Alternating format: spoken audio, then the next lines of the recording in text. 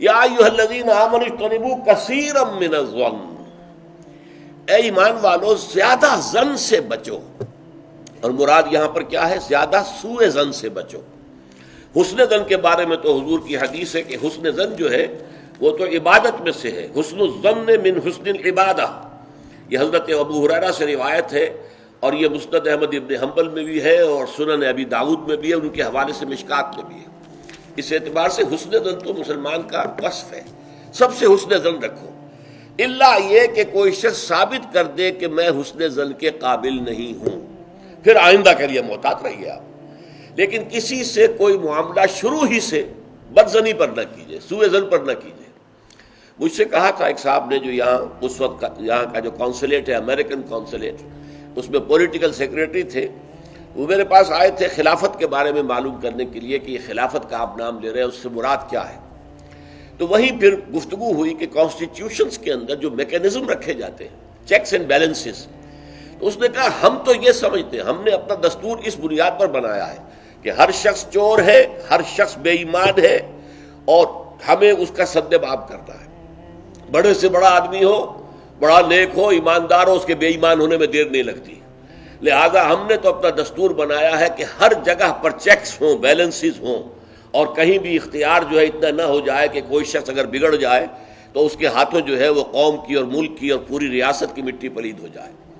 یہ اسلامی اصول نہیں ہے۔ اسلامی اصول یہ ہے ابتداءً آپ کا معاملہ کسی سے بھی ہو حسن ظن کی بنیاد پر ہوگا، لیکن یہ کہ اگر اس نے آپ کے حسن ظن کو زخم پہنچائی، ٹھیس پہنچائی، ثابت کر دیا کہ میں حسن ظن کے قابل نہیں ہوں، تو اب آپ سوء ظن معاملہ کر سکتے ہیں۔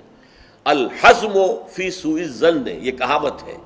احتیاط اسی میں ہے کہ سوء ظن سے کام لیا جائے، اس لیے کہ آدمی بچنا چاہتا ہے، لیکن جیسا کہ میں نے عرض کیا ابتدا کرنا سوء ظن سے یہ اسلام میں پسندیدہ نہیں ہے۔ لیکن یہاں دیکھیے فرمایا اجتنبوا کثیرا من الظن، زیادہ ظن سے بچو، ورنہ اس لیے کہ ظاہر بات ہے کہ ظن سے بالکل چھٹکارا تو ممکن نہیں ہے۔ پچھلی نشست میں ایک صاحب نے سوال کیا تھا کہ شک میں اور ظن میں کیا فرق ہے؟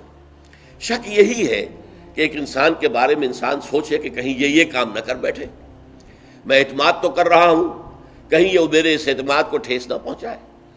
اور سوء ظن جو ہے وہ یہ ہے کہ انسان جو ہے بغیر کسی اسباب کے، بغیر کسی عوامل کے، کوئی سرکمسٹانشل ایویڈنس نہیں ہے اور خام خواہ کسی کے بارے میں برا ظن قائم کر کے بیٹھ جائے، وہ گویا کہ فیصلہ ہوتا ہے۔ سوء ظن جو ہے وہ فیصلہ ہو جاتا ہے کہ مجھے اس شخص کے ساتھ معاملہ سوء ظن کے ساتھ کرنا ہے، یہ نہیں۔ البتہ شک کا پیدا ہو جانا یہ کوئی بری بات نہیں ہے، انسان ذرا سا احتیاط کا پہلو ملحوظ رکھ لے۔